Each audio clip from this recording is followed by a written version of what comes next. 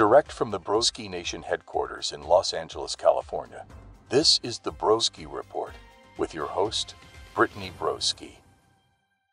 Hey guys, welcome back to the podcast. It is me, Brittany Broski, the host of the Broski Report, starring Brittany Broski. I'm doing laundry, so if you hear my thing squeaking in the background, it's because I knocked it off balance somehow. I don't know how that happens with washing machines. Hey, just wash it, you know? Why are you moving? Why are you moving across the floor? Sometimes it'll knock it off balance and then I have to go with like a wrench and like on the bottom, the little pedestal feet, I need to like raise it up. You don't care, by the way. But every single house I've ever lived in, it's like, what am I doing wrong with this freaking washing machine? I just hit go. And it's what I do. So I like go into the laundry room, which is the kitchen, because this house is so old, there's no laundry room. They just put it in the kitchen. I was like, oh, sick. And I go in there and it's like halfway across the floor. And I'm like, I'm just a girl. How am I supposed to move this heavy ass washing machine across the fucking floor? Anyway, if you hear that going in the background, that's what's going on. Okay. I have a lot to sort of get into today, as always. And I wanted to address some things off the top of the episode. Coming off of the emotional roller coaster of the last episode where I talked about needing penis and the traumas the church inflicted upon my psyche as a young woman. Now, both of those, it would be, you would be amazed if you haven't listened to that episode, how easily I transitioned in between the two. It's kind of a superpower I have. I can link any two topics if you just give me 45 minutes and a microphone. So I wanted to kind of address. Actually, no, I'm going to start somewhere else. Royal Court is out, starring Cody Ko. Cody Ko is the special guest of this week. If you have not seen that episode yet, pause this right now. I don't give a fuck if you're driving. Oh, you're going 90 miles an hour down the highway? Take your hands off the wheel. I don't care. Take your hands off the wheel. Pull up Royal Court on your iPhone and watch it. Guys, do you care about me? Guys, close your eyes. Veer into oncoming traffic. Whatever you have to do, give me that watch time. The top comment has now become on every single video, my hands are off the wheel, my eyes are closed, and I'm listening to the Broski Report. And I'm thinking, what if someone who had no idea what those comments were talking about were to like read a comment like that and be like, what the fuck is she? Is this like the next Momo challenge? Like, what is this? What is Broski feeding the people? Where the comments are like, my hands are off the wheel. I'm going 95 miles an hour and I'm ready to die. Huh? Huh? It's a bit. Anyway, please go out. This episode is, I mean, I've never laughed harder in my life. I love Cody Ko to goddamn death. Until the death of me, I'm Co-Nation. And his son, he's having a son. Could cry. I saw this TikTok that was like, you know how men think about the Roman Empire all the time? I think about this. And it was literally Cody and Kelsey and Noelle and Alina. I was like, that's actually so true. That's actually true as fuck. The thing I think about all the time, I saw a TikTok and I was like, that is so me. I've never had a unique experience. Chernobyl. If y'all don't know anything about Chernobyl, that's actually going to be one of the most devastating and scary and long-lasting effects of dicking around with nuclear power. Okay? The nuclear disaster that happened at Chernobyl, I could give a 4-part lecture series on because I watched the TV show. Me, after Peaky Blinders, I was like, ask me any question about Prohibition. I'll answer it right now. I'll answer it right here, right now. Any question, go for it. Any questions about Winston Churchill? Me, after watching World on Fire, I like any questions y'all have. I can absolutely go for that with World War I. Anyway, Chernobyl. The chronicle of events that happened at Chernobyl is such an interesting case study in human error and government cover-up. You want to talk about censorship, bitch? I've talked about censorship so much on my art history videos and kind of on this podcast a bit too, of like, what does it mean to be able to completely rewrite and erase history and be a filter for what information gets to your citizens and how does that affect their world. It's just such an interesting concept, and how propaganda ties into censorship. It's just wow. If y'all haven't read 1984, and if you haven't read Brave New World, you should. Did you not go to high school? And second of all, definitely do like there's so many video essays on the importance of those sort of books, of like highlighting what an autocratic, sort of all-encompassing government, how devastating that actually is on its people. Now, I'm not applying that to Broski Nation, because Broski Nation, we are an autocracy, and I do have absolute control, and you can't leave. No one comes in, no one goes out. So that I'm excluding myself because that's actually funny and cool. But when it's in real life, hey, I'm not fucking with that. Y'all fucking with autocracy? Not really. So Chernobyl. Cher. When Cher actually started Chernobyl, it was devastating. And she really took a hit to her music career, when you have sort of blood on your hands from a nuclear disaster. To this day, Chernobyl is uninhabited. There are strange growths, nuclear genetic morphings that happened after the power plant blew, once the reactors blew, where trees in the surrounding areas, the branches grow at 90-degree angles. It is the coolest thing. Let's actually look up Chernobyl branches. This happened after Chernobyl. That shit's crazy, dude. Chernobyl's legacy recorded in trees. This is from BBC.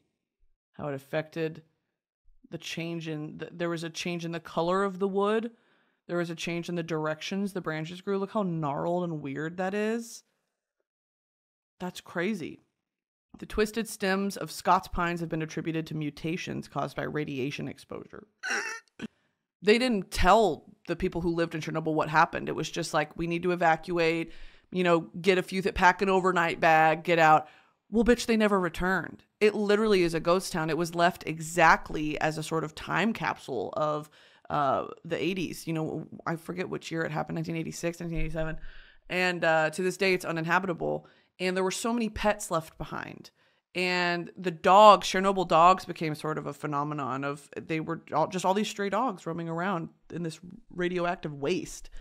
It's just such a tragedy. And it's so, so interesting. Because did we not learn, fucking with things like that are natural but so unnatural, and when left in the hands of just humans, I'm not saying that it was no one is capable or not competent. It's just human error is inevitable. We are human. We are flawed.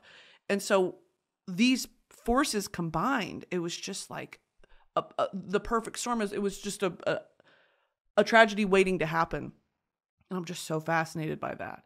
And the show they did on it was really, I think it was done well. I think it kind of paid homage to the scientists that wanted to get the information out there. Like, this happened and we need to take immediate action to, are we burying the reactors? What are we doing to mitigate the radioactive exposure getting out, way farther, that we don't know how to control this. This had never happened before to that degree. So these scientists trying to lobby the government, be like, we need to do this. We need to release this to the people. We need to tell them what happened. And the Russian government being like, not doing that.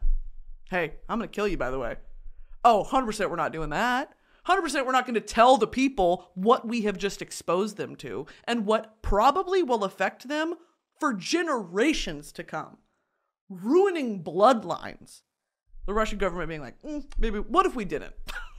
What if we didn't? I'm embarrassed. Guys, are you mad at me because I exploded a nuclear reactor because I was dicking around?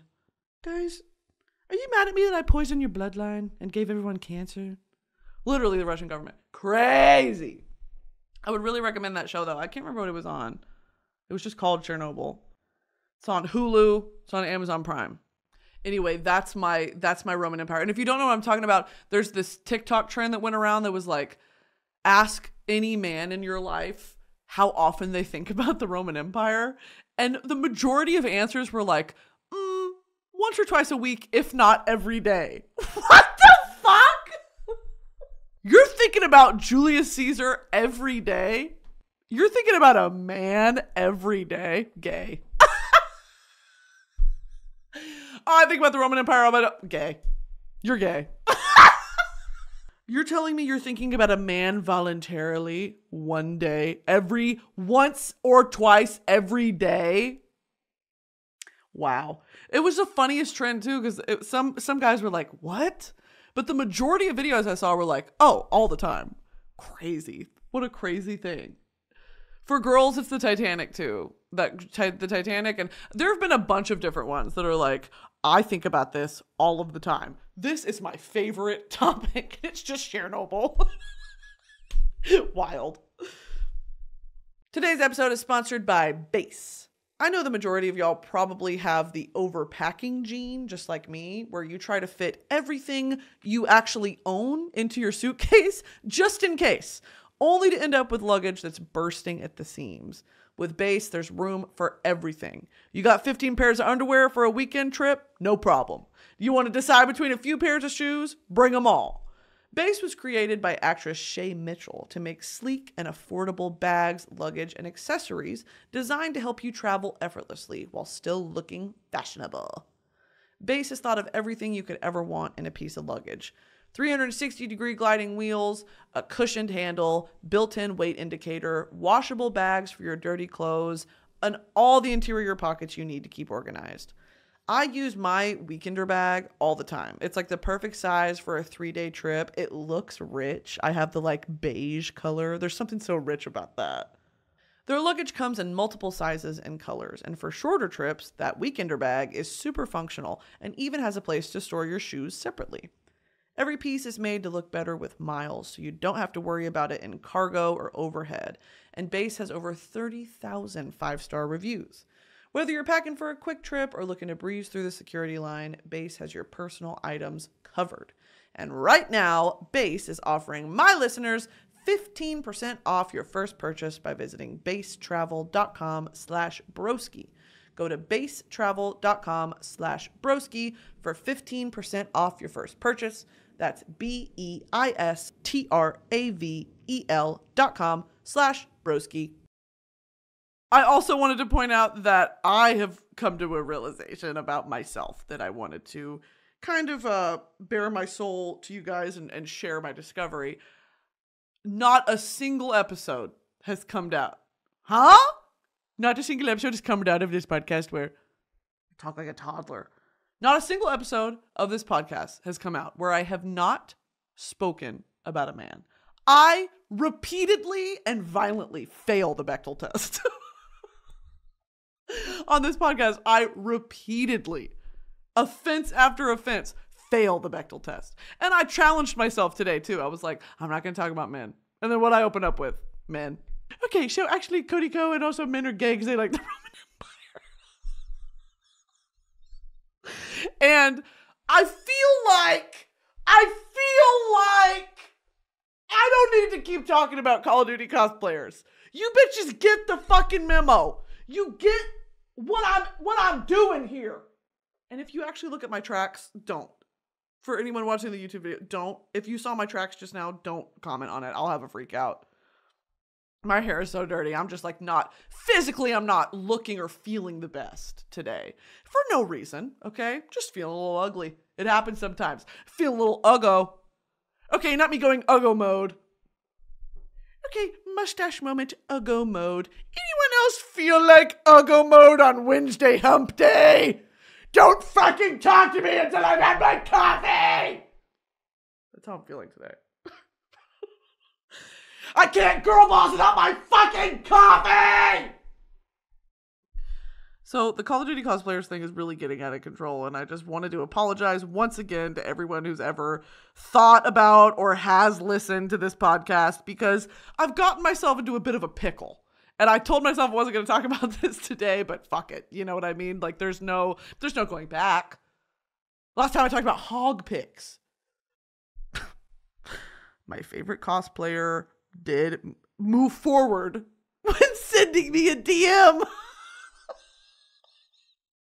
that he saw the episode. Now, did I know this was coming? Yes. Was it avoidable? Yeah. Okay? I couldn't have talked about it. I shouldn't have talked about it. I should have kept my discovery of him posting hog pics on Twitter to myself, but I want to share it with my team. Okay? You guys are the team. I had to call an immediate action. We needed a committee meeting on how to proceed with that information. It's like we were hunting down a terrorist and we got his exact coordinates. That's what it felt like in that moment. When I was in my living room and I saw he was posting hog on Twitter, I said, call the fucking chief of staff. Get them, and I don't care. We need to go live. We need to talk about this on national news. A national news blast. A national news blast. Everyone needs to know about this. He's posting tip and hog pics. He's posting ball shaft pics on Twitter. Anyway, he did move forward with sending me a message saying, saw you talking about me on your podcast. And I said, well, yes. Just where do you go from here? What have I done? I need a cosplayer boyfriend so bad. I need to get into boyfriend AI, bitch. I need to get into boyfriend AI. I'm going to do a YouTube video on character AI because y'all have been dropping that in my comments all the time on character AI because I read those on TikTok because TikTok is doing what Wattpad can't. Oh my God. Actually, I can talk about this for fucking hours and hours and hours. Wattpad, do you remember? What? Do you remember in the beginning of Wattpad stories when they would include like, here's a playlist for this song, but they wouldn't actually be able to link a playlist. They would just type out the song names with like a little emoji next to them, like a little star and a squiggle. It would be like, the one that got away by the Civil Wars. And it would be fucking Alex Turner, Arctic Monkeys ex-reader. And it would be like really sad. They would link all that. They would put, if it was a story with like multiple characters and it wasn't just you and, you know, the object of the, the subject of the fan fiction. If there were other people who played different characters, they would put the cast. You know, like, okay, the best friend Hannah is played by Florence Pugh. Like that sort of thing. So they would put the pictures of the actresses and then the songs and then like an aesthetic board. Okay, this is all on Wattpad. They would do it before the chapter opened. On TikTok, you can do all that, but actually, you can put a song to it as you're reading it, which is so fucking slay. You can actively read the comments on it, like on what part people are at, because they'll do like screenshot slideshows. So I wish I could pull up an example. I will. Okay, here's one example just because I watched this last night. Okay, and it's on the top of my head. So it's Ghost. Okay, fuck you, bitch. It's Call of Duty. Shut up. Okay, so it's a Ghost ex-reader fanfiction. They're about to go into a mission where they have to be in business formal. My favorite type of mission, okay? They're getting cleaned up and they're like oogling each other. They're oogling and ogling and googling each other. They're at each other. And so that's the setup here. The sound is this sort of like ambient, you know, like kind of sexy, kind of like what's going on. And then you start off with a picture of Ghost without a mask on, okay, with his tattoos. I can't talk about it. And then it's text screenshots, either that the creator wrote, like sometimes I'll get ones on my For You page that are like someone wrote this in their notes app or wherever, and they just screenshot it bit by bit and they'll put that like, you know, as a slideshow on TikTok. Or they'll have character AI, or what's the other one? Crush on AI, write like an NSFW fan fiction. And then they'll screenshot it and put it on TikTok. And it's everything that was wrong. It's everything that was good about Wattpad, but what Wattpad was missing. And so I'll get these, and my only complaint is that they're short. Like, it's still like 30 slides. And I'll get to the 30th slide and I'm like, this is too short. What happens next? And then I'll have to go to their account and then it'll be like part 8 of the story. Oh my God. It's what Wattpad wanted to be, but never could be. Wattpad crawled so TikTok could walk, so AO3 could run. Okay. And that's kind of the progression there. So this one, and I'm not going to read it out. Actually, maybe I will. No, I'm not. But I'll give you the gist of the story. The gist of the story is Ghost walks in the room. So she's getting ready right in front of the mirror. She's like, got this freakum dress on, like short and backless and emerald and long sleeve, but her legs are out. And she's like doing her hair up in like a curly pony.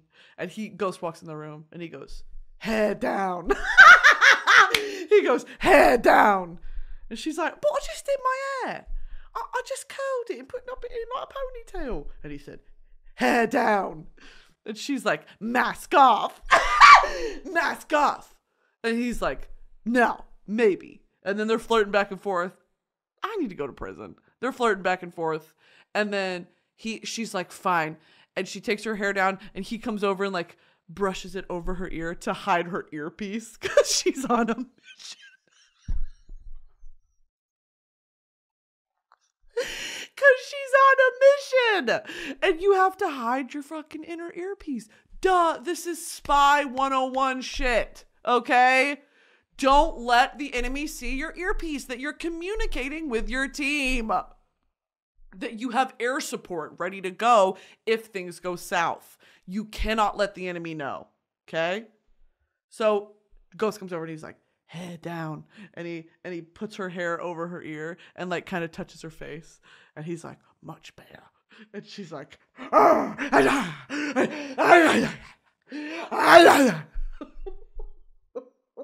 read this last night and I was like, I think I need to be shot in the fucking head. These are the simplest of scenarios. And I'm laying in my bed, kicking my feet and giggling and blushing, like as if it happened to me. That is insane behavior. That is quite literally loony bin. Bring back the loony bin.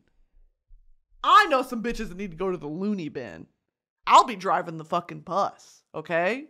Anyway, this is what Wattpad wanted to be, okay? And now, through the innovation of modern technology, we have achieved what our forefathers only hoped to achieve. The promise that Wattpad gave us has been fulfilled by TikTok slideshows!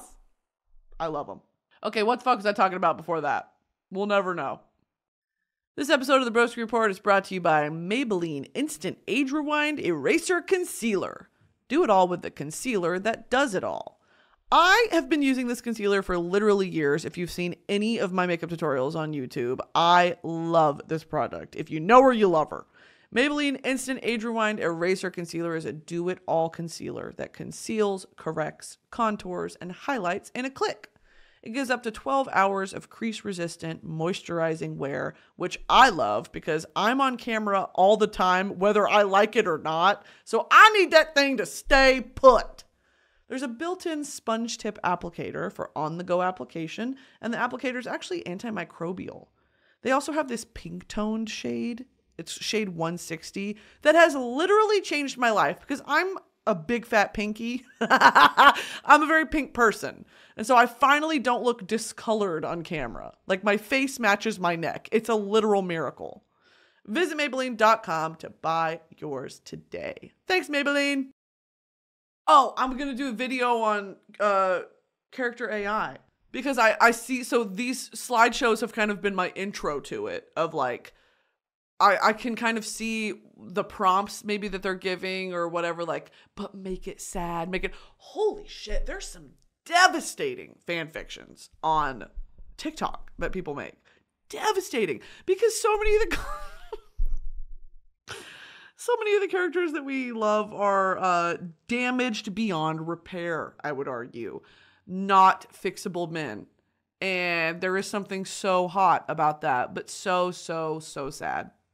And so many of the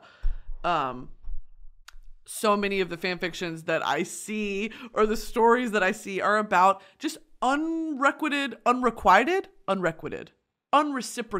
non-reciprocated love, where the woman or whoever like loves Ghost so much through his flaws, through everything, through the outbursts, through whatever, and he just, for whatever reason, from his own past or his trauma, is just incapable of loving her the same way or loving her back at all. I'm sure like he's fond of her or he's fond of the care that she gives him. But also men like that resent women who care for them. Okay, let's fucking talk about that for a second. That's about to piss me off. I know this is sprouting from a ghost fanfiction I read, but that's such a real trope actually in like real life. Broken men, you know, I can fix him. Like the classic I can fix him trope of, you know, he's just a little damaged. He's just a little whatever. I can mold him into this perfect person that I need him to be. I've been there, trust and believe. And hey, it never works, by the way. Or you fix him just enough to where you're like, I can't do this anymore. And then the next girl gets the version of him that you made him into, you know? Someone who's fucking self-sufficient. And you teach him how to do his laundry. And you teach him how to like keep a clean kitchen. And how to do normal chores that his fucking mom didn't teach him and all this. It's like, I made him an adult man, but I don't get to reap the benefits of all that fucking grunt work I put in. The next girl gets to. And good fucking luck. Because he's still broken. I just like... That trope is so personally devastating for me. Of not only like the non-returned love. Because it's been there too. And how soul-bearing and soul-crushing that is. To you have made him not only a better man, but just a better person. You've taught him empathy. My ex, I like made him sit down and watch Drag Race with me. Because he was like baseline Texan homophobic, you know, like, don't do that gay shit around me. And I was like, you are not going to be a fixture in my life speaking like that, thinking like that. Fucking fix it or like we're done. So I sat him down and I was like, you're going to watch an episode of fucking RuPaul's Drag Race or we're breaking up. And you know what? And this is a common thing. Straight men fucking love Drag Race because it's a good show. And you can participate as a sort of judge, you know, and act like you know what's going on. Even if you don't, you know, act like you know what's best, the taste level and this and that, give critiques. It's a fun, interactive thing to be a Drag Race fan. And I literally turned him into a Drag Race fan. I took him from like, you know, like I saw the potential and I don't actually think that you believe that. I think that you are trying to impress your other guy friends because men are also victims of the male gaze. I think you're trying to impress other people by being like, I'm not gay. When actually it's encouraged for you to be like, I'm not bothered by that. I embrace it. You know? Like I don't, it's such a frustrating thing to have done all that work and made him a better man. And then you get so fed up because he is consistently and repeatedly failing you. You know, it's just, he's not measuring up. He's not meeting you where you are. And it's like, I can't fucking do this anymore. I am unhappy. I am mothering you. And then you're resenting me because I'm mothering you because you can't fucking take care of yourself. You can't be the supportive partner that I need because I'm having to take care of you. There's no reciprocity here, you know? And like, so if I'm not getting the emotional care that I need, I'm not getting the physical care that I need, I'm not getting, you know, the sort of life partner support, we're done. I can't do it anymore. And men are always blindsided by that too. I thought no, I fucking hate you, dude. I've hated you for months. I've been tolerating you. Oh my God, my ex, his dad died 4 months into our relationship just as I was about to break up with him. We dated for a year. Because I was like, and so on top of mothering him, on top of being the caretaker in his life. This was in college, by the way. Like, I have my own fucking life going on too. I'm managing all of my affairs. And on top of that, now I'm driving you food. I'm picking up food for you and dropping it off for you while you're studying, while I should also be studying. I'm doing your laundry. I'm editing your papers. I took him from a D student to a B plus student. We want to know why? It's not because he was smart. It was because I was taking his essays and rewording them. And I was like, I can't make it too smart because I was a fucking straight A student. I can't make it too smart because then they'll know he's cheating. I made him a B plus, B minus student. I said his dumbass isn't going to know some of these words I'm using. I can't make it too obvious. He's a fucking idiot. Oh, it's so infuriating. I was doing all that work for him because I cared about him. Also, not to get too vulnerable, but I lost my virginity to him. So I felt a sort of entitled subservience to him because I thought that he would do it for me too. I thought that if I went out of my way to care for him and think about him and do things for him and tell him how special he was and all that, that he would do it back to me. He didn't, ever. So it's like I spent all that time and gave him a piece of myself forever that I can never get back. Just for me to be, I was so done. By the end of it, I was like, I have lost myself in this process and I don't even like you. That's the craziest thing. I don't even like you. I'm doing all this shit. We have nothing in common. I fell victim to the frenzy, the fucking blood frenzy of male attention. Oh, dude. I was obsessed with the rush and adrenaline of male attention. This was my first serious relationship. And I was like, this is just how it is. This is what you do. My parents fight. You know, I guess I'm going to fight with my boyfriend. I fucking hated my boyfriend. He was an idiot. He wasn't funny. He didn't get my sense of humor. He wasn't witty. He did not match me anywhere. Intellectually, looks, success, talent, intelligence, absolutely none of it. And I put up with it because at least it was attention from a guy.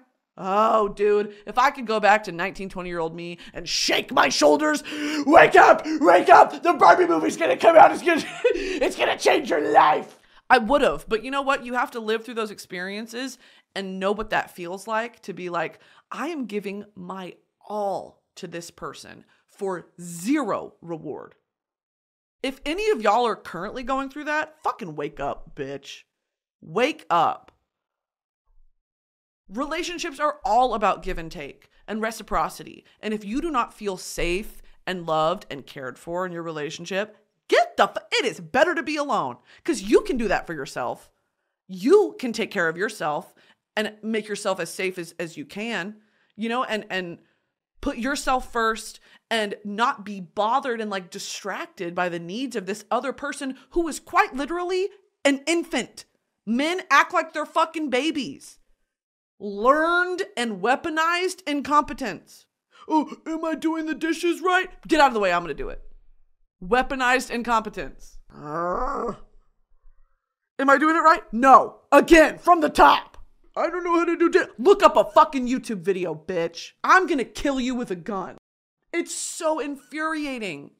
And so I did all that work. I did all that grunt work, teaching him to not be fucking homophobic and to have human empathy and to do all this and how to do laundry and bleach clothes just for me to be like, I can't do this anymore.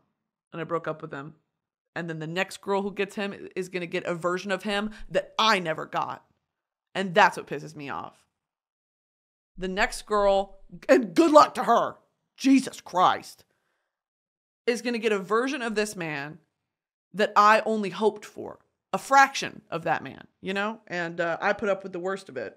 It's just so infuriating. I know so many women, and people in general, you know, it's not just a woman thing, but it is primarily kind of a women are so nurturing and caring. And it's the absolute baseline that we expect that back, and we don't get it back. Why are we in that relationship? There is a loneliness epidemic in the United States right now. There is a loneliness epidemic. Men are staying single because women don't want to fucking deal with it. We would rather be alone. Alone. That episode of SpongeBob.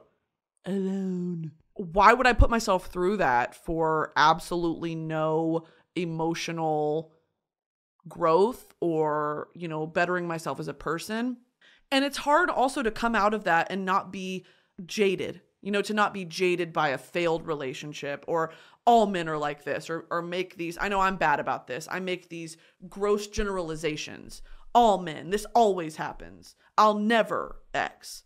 And my therapist is like, you should be more cognizant of the way that you speak in absolutes because life is not in absolutes. And I said, that's a good point, but it's hard not to feel that way when every single time I have engaged emotionally with a man in a way that I think is going to be productive, you know, is going to end in us being in a relationship or him caring for me the way I care for him, I am wholeheartedly disappointed every time. And that's my lived experience thus far.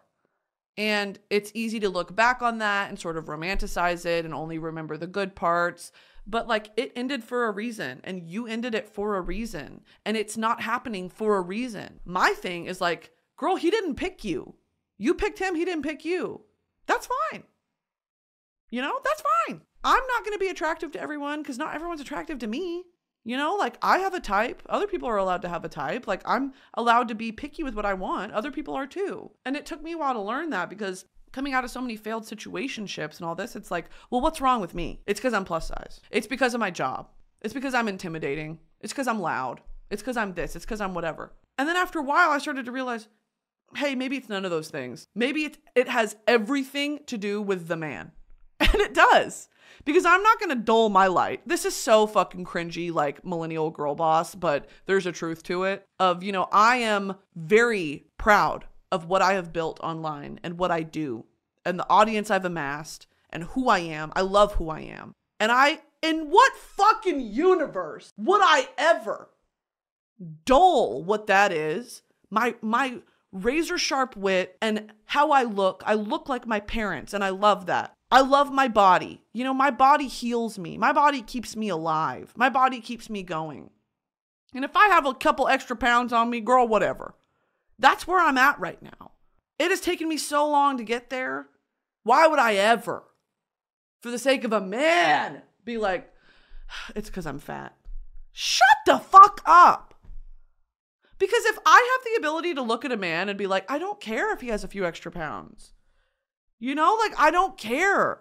I like it. I like it makes me feel small. Like, whatever. I also do like a Jack Skellington twink though. So I don't have a single type. Okay. You should know this by now. The roster's all over the board. If I'm willing to see an ugly man for his potential, why the fuck can't a man do that for me? And there's not even anything to extrapolate. Baby, I'm all here. Baby, look at me. It's here. There's nothing to like, I hope one day she's this. Oh my God. There is a loneliness epidemic because men have had it too easy for too long, and women are finally putting their foot down and being like, I can't fucking do this. And I won't. I would rather have my own space. I don't want to share a fucking living space with a dude if I don't have to. Men are messy and they're gross. It's such a rite of passage for early 20-somethings to like go through these failed relationships, failed situationships, have your heart broken, think you're the worst, think you're the best, think you're okay. Like, to go through all of those, it makes you a better person and it makes you a better partner, I think. I know close to exactly what I'm looking for, you know, and that doesn't have to be, they don't have to look a certain way or be from a certain place or whatever. I know I make the joke all the time about like bisexual liberal cowboy because yeah, by the way, but also like, it doesn't have to be that. I have so many different parts of me that, you know, a man could really bring to the forefront and highlight and make me shine the way I would make him shine. And it's so hard not to get discouraged, especially while you're choosing to be alone, you know? So yeah, I don't know why I got off on that. Oh, the ghost fanfiction. Oh my God! Today's episode is sponsored by Tinder. Tinder is the world's most popular dating app. So many possibilities really are just a match away. On Tinder, you have the most opportunities to find whatever it is you're looking for, because it starts with a swipe. Tinder's always thinking of ways to make dating easier. And with their latest feature, Relationship Goals, you set your status on your profile to show others what type of connections you're looking for and can see what others are looking for. There's no more guessing games. Not only does Tinder give you complete control, but they also have the most safety features than any other dating app. Tinder has features like block contact or block profile, which allows you to block profiles even before matching. They also have video chat so you can meet your match before meeting in real life. Tinder wants you to feel comfortable. Over 1.5 million Tinder users go on an in-real-life date every week. Other apps are hard. Tinder is easy and fun. So explore all the possibilities for yourself today on Tinder. It starts with a swipe. Download Tinder today. Okay, so the ghost fanfiction was He's So Damaged. And this one I read was so heart-wrenching. Because in this fanfiction, Ghost is an alcoholic. He like drinks whiskey. Hot. And he would come home late all the time. And there would be these little moments that were like, they would really love each other and like cuddle her to sleep and do all this. And then he would like go missing for 2 days because he was off on a bender or he whatever. Or she would be like, I made us dinner because you told me you'd be home at 7 and it's like 11 p.m. And like, I threw it out and I did this. And like, they would sit there and argue and then he would storm out and whatever. And after what, she like gave him chance after chance after chance of like, I know you can be better than this. I know you can be better than this. And he was like, you don't know shit. You don't know shit about me. And she was like, ugh. And so at the end of this fanfiction, this screen slideshow, she packs up her bags and she waits for him to come home one night and he's drunk and she's sitting in the living room and her shit's all packed, like ready to go. And she's just waiting for him. And it's that sort of reserved, calm and cool of like, I have made my decision. I am at my wit's fucking end. You have robbed me and drained me of all emotion or cares that I gave about the situation. I'm done. I'm not even like angry. I just don't want to fucking see you. Just get out of my life. You know, it's that sort of, you've reached the stage beyond anger, beyond sadness, beyond denial of just apathy. I don't care. You've hurt me so many times. I don't actually give a shit what happens to you.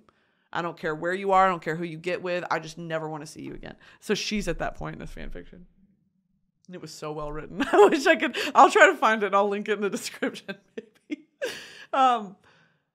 And she was like just the cold dead stare. And he comes in and he's like, what's that? Like her luggage. And she's like, I'm leaving you. She's like, I can't fucking do this anymore. You've disappointed me too many times. I've given you too many chances and I can't do it. And I love you, but you know, not enough to keep subjecting myself to this. So I wish you the best. And he gets angry, of course. And he's like, you're not fucking leaving. Let's talk about this in the morning. You do this all the time. Like, you're so dramatic. You're this, you're that. And she's like, when you're in a better state of mind, maybe we can talk, but I'll be by next week to pick up the rest of my things. And he's like, oh, stands in front of the door, you know, like blocks the door frame with his body. And she's like, move. And he's like, yeah. And so she takes her stuff and she leaves and he sits on the couch and like kills the bottle of whiskey and then goes to sleep. Well, this fucking fan fiction, there's a part 2, of course. I scrolled to like part 6. The part 2 is she goes and gets her things and like fully moves out. And he brings her flowers and he's like, I'm sorry, you know, you're right. Let's give this another go. And she's like, did you not fucking hear me? I did not stutter. I'm leaving. I wish you the best in your sobriety journey, but I am not sticking around to see if you win or lose at it. And he's like, please don't do this. Please don't do this. And she's like, goodbye. And so she leaves. And I was like, pussy girl. Yes. Yay. So she leaves and she's like crying in the car, but she's like, I can't fucking do this. Like, I stand by my decision. And it fast forwards like 2 weeks and Ghost kind of like drinks himself into a spiral. And then he's like, I'm going to clean up my life for her. I'll clean up my life for her. And I'm like, okay, we're getting somewhere. And then a month goes by.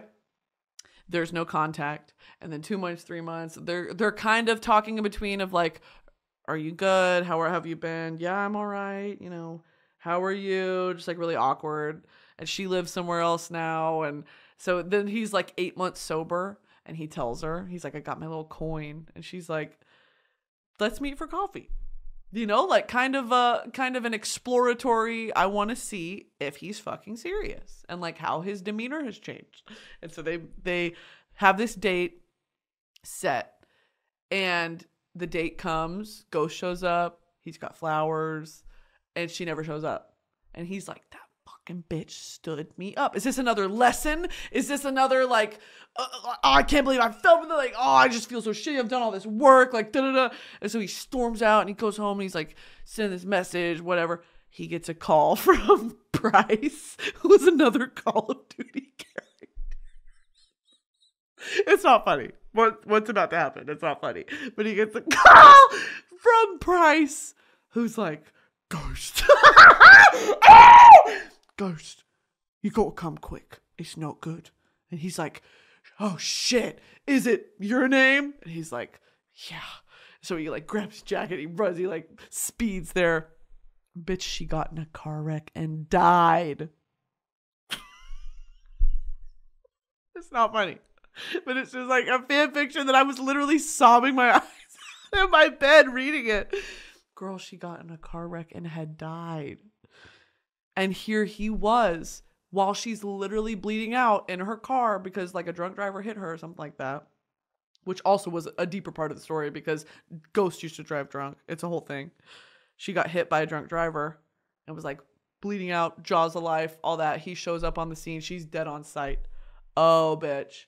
The last thing he ever like thought about her as she was alive was this bitch. She set me up. I always knew she was da-da-da. She was on her way. And the only reason she died was because she was going to meet him. Oh, the guilt. Oh, the guilt. Oh, oh, oh. And so forever and ever, amen, he's going to have to live with that guilt. Yet another person who has left him, who has loved him, he fucked it up and has left him. And so the very final scene is he goes to visit her grave. It's not funny. It's just fucking ridiculous. This is a Call of Duty character. This is a video game character who kills people and is in the British military. Special ops. He goes to her grave with flowers and is talking to her like, yeah, this happened today and I'm 10 months sober and this, that, and the other. And I never deserved you. Okay. Happy birthday, babe. Like that sort of shit, like talking to her at her grave. And then he like leaves. And it's actually really fucking depressing because his whole like the consensus, like from the character's point of view is like, I should have died with you. Like I should have been the one to fucking die. Like I'm a no one. I'm miserable. I'm this, that. And I was like, Jesus Christ. Fuck me reading this. I was like, this is intense.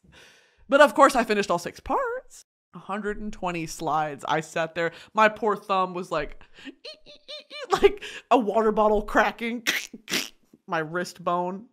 I read it. So it was such a good, it was a well-written story, but it was so sad. It was so sad. And it's got that emo TikTok, like, you know, dramatic, sad background music. And then the very last one when he's visiting her grave was, when will it end? Honey, enjoyment. I was crying. It's so stupid. There are some novelists on TikTok, bitch. Some novelists. Do you know what I need? I need a ghost bobblehead. If anyone wants to send me a ghost bobblehead, actually don't. I can buy one. I'm going to Amazon Prime one tonight. I'm going to Amazon Prime a Ghost and Koenig one. Oh my God. It's time we start expanding the set design. We've got Mando, Kylo Ren. Who else do we need?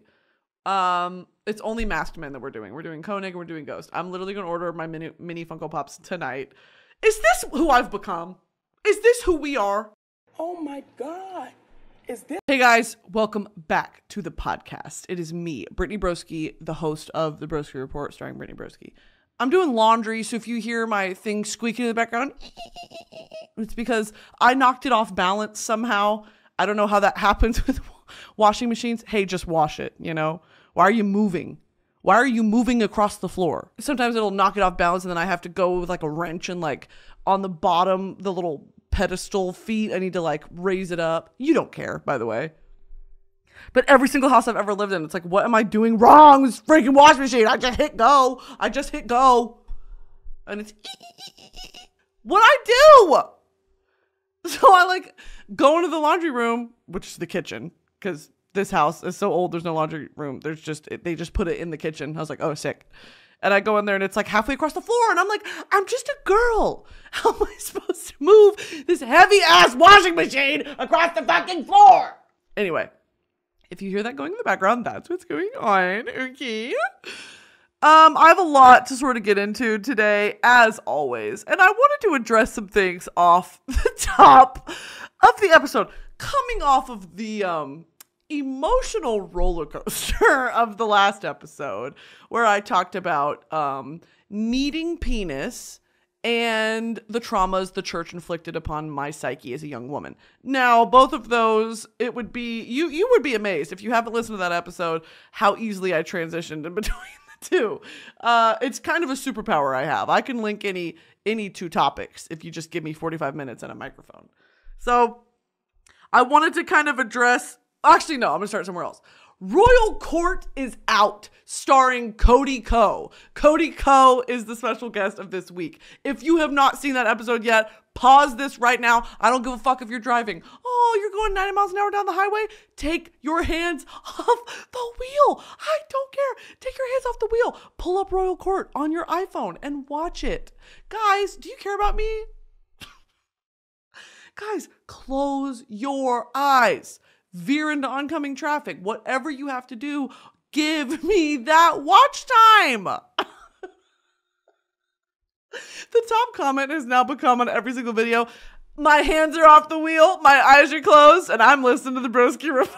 And I'm thinking, what if someone who had no idea what those comments were talking about were to like read a comment like that and be like, what the fuck is she? Is this like the next Momo challenge? Like, what is this? What is Broski feeding the people? Where the comments are like, my hands are off the wheel. I'm going 95 miles an hour and I'm ready to die. Huh? Huh? It's a bit. Anyway, please go out. This episode is, I mean, I've never laughed harder in my life. I love Cody Ko to goddamn death. Until the death of me, I'm Co-Nation. And his son, he's having a son. Could cry. I saw this TikTok that was like, you know how men think about the Roman Empire all the time? I think about this. And it was literally Cody and Kelsey and Noelle and Alina. I was like, that's actually so true. That's actually true as fuck. The thing I think about all the time, I saw a TikTok and I was like, that is so me. I've never had a unique experience. Chernobyl. If y'all don't know anything about Chernobyl, that's actually going to be one of the most devastating and scary and long-lasting effects of dicking around with nuclear power. Okay? The nuclear disaster that happened at Chernobyl, I could give a 4-part lecture series on because I watched the TV show. Me, after Peaky Blinders, I was like, ask me any question about Prohibition. I'll answer it right now. I'll answer it right here, right now. Any question, go for it. Any questions about Winston Churchill? Me, after watching World on Fire, I like any questions y'all have. I can absolutely go for that with World War I. Anyway, Chernobyl. The chronicle of events that happened at Chernobyl is such an interesting case study in human error and government cover-up.